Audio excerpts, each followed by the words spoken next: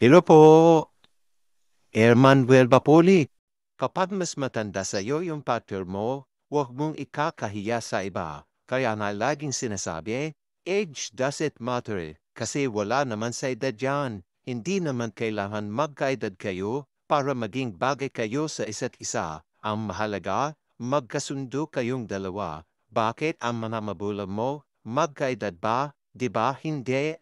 Lagi nang iniisip ng paramihan, advantage kapag mas may edad sa iyo yung partner mo, lalo na kapag tinuturuan ka ng tama. Hindi kanya ililihis ng landas para mapunta sa mali.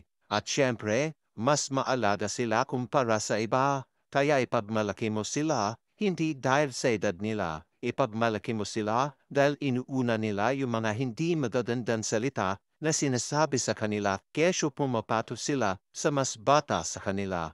Kaya tandaan mo, age doesn't matter kapag mahal mo ang isang tao. Hindi na mahalaga ang sasabihin ng iba. Ang mahalaga ay tunay niyong mahal ang isa't isa. Ingat po palagi. God bless po.